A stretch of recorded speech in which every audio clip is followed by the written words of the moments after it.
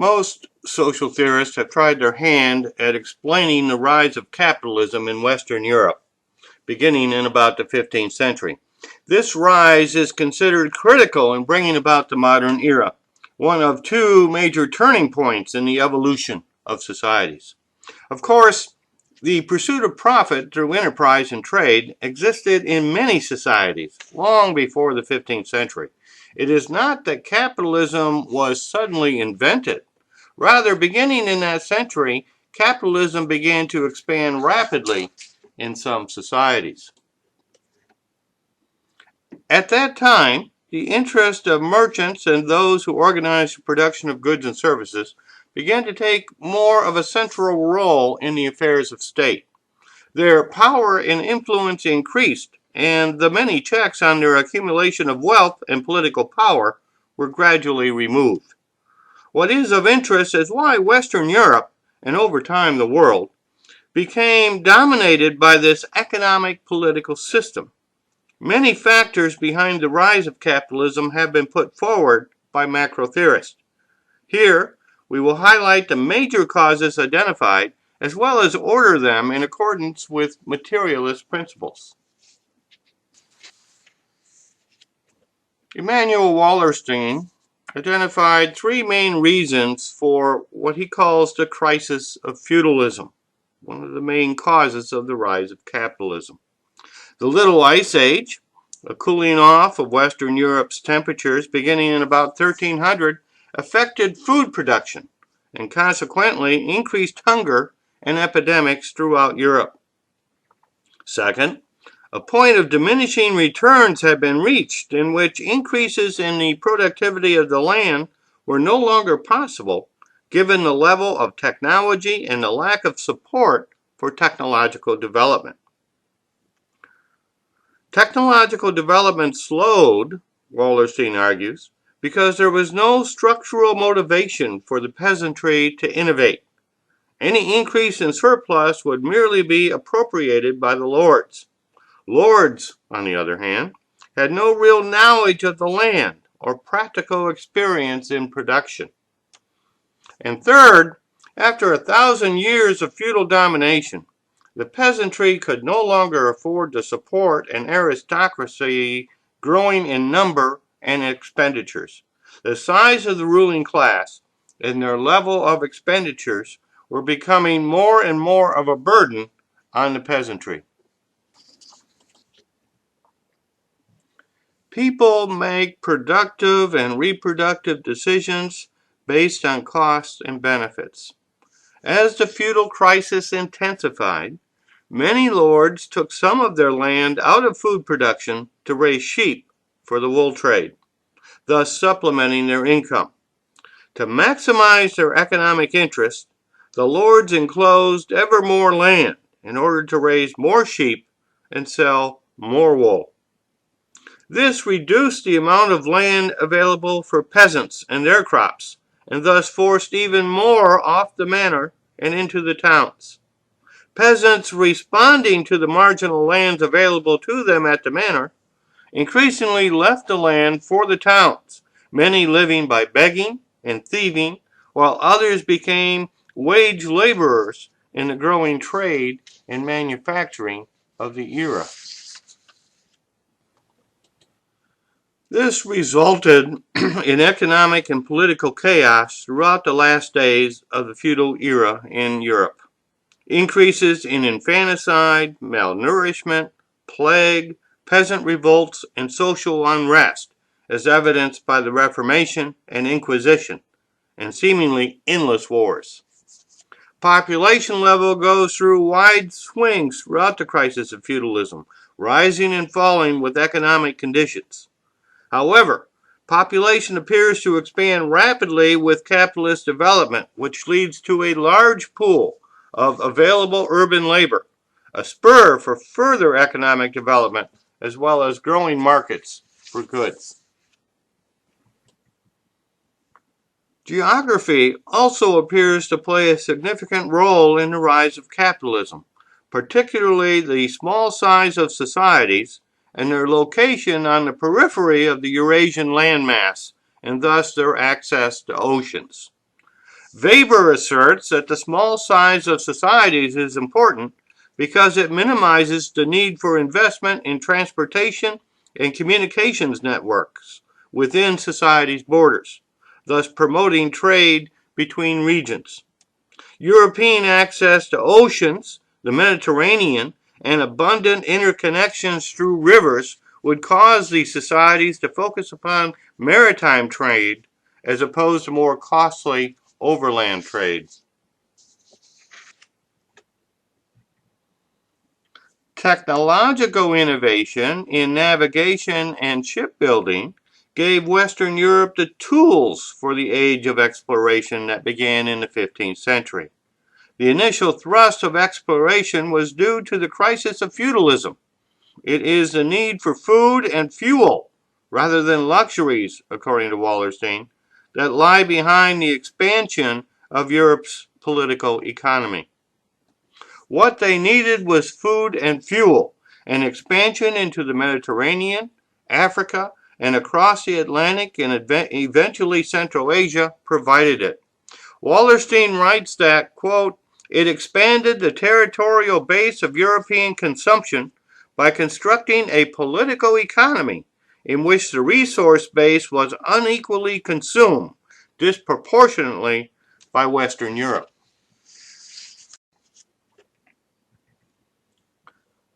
This exploration, thanks to concurrent improvements in military technology, as well as the diseases that Europeans brought to the Americas, eventually gave Europe access to the extensive raw materials, slaves, gold, and land upon which to grow crops.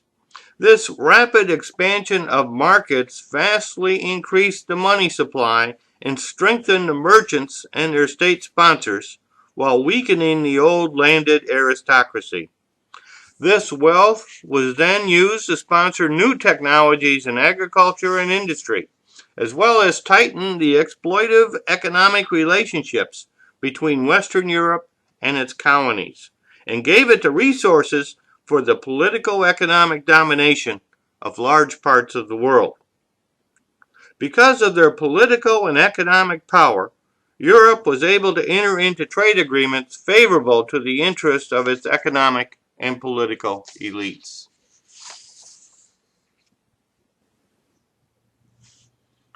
The political economic structure of feudalism also played a significant role in the rise of capitalism.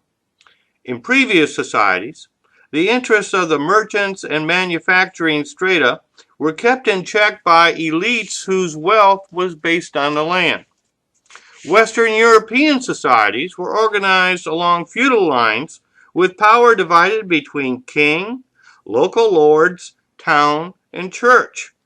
Rulers were never absolute. This political decentralization meant that trade could not be stifled by large bureaucracies through heavy taxation or the confiscation of wealth and profits.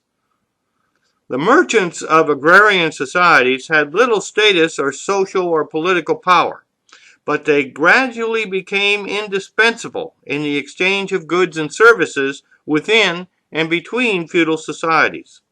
The cities and towns in Europe came to be dominated by merchants.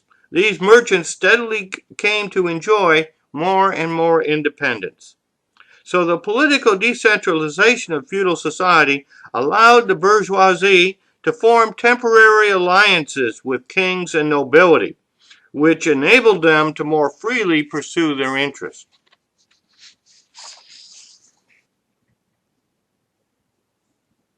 The birth of the nation-states. Nation-states, relatively weak during the feudal era, began to strengthen their authority in response to the peasant revolts and general unrest of the continent. Playing the rising merchants off of landed nobility, the princes gradually rationalized their taxes on the economy, using the increased revenues to fund ever larger and more efficient state bureaucracies. These more efficient bureaucracies were then used to fund larger and better equipped standing armies to quell the unrest, Innovations in the technology and practice of war, such as longbows, gunpowder, cannons, cavalry, and infantry tactics, called for large standing armies and strict military discipline. Well-equipped, large standing armies could only be maintained by a centralized authority with access to adequate resources. By the 15th century, the states of Western Europe were strong enough to restore internal order, and relying on the efficient taxation of a growing trade, as well as credit extended by private banks, continued to centralize and enlarge their authority.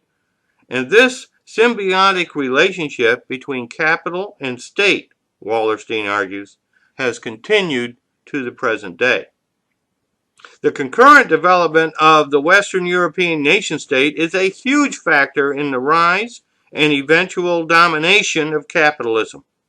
According to Weber, it was the nation-state which took steps to rationalize civil and tax laws that made capital much less subject to the arbitrary and capricious whim of rulers. It was the state that created the economic conditions, transportation systems, standardized monetary systems, that laid the foundations for banking, finance, and investment, and enabled capitalists to expand their activities. All of these activities, Weber maintains, were necessary structures that promote the development of capitalism. The ability of the nation-state to colonize, to create national banks, to take on debt, protect property, develop tax systems, and set land use and labor law was also a factor in the development of capitalism. Further, it was the state which often invested directly in commercial ventures, as well as serving as the capitalist's biggest customers. A huge factor in the rise of capitalism was the discovery of the New World, as well as the economic and military domination of large parts of Asia and Africa. These state-sponsored enterprises gave Western European elites access and control over unprecedented wealth and quickly transformed their economies.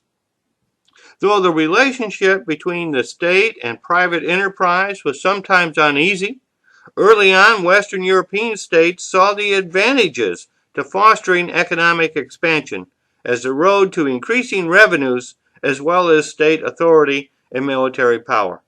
The capitalists saw the state as a means of expanding their capital.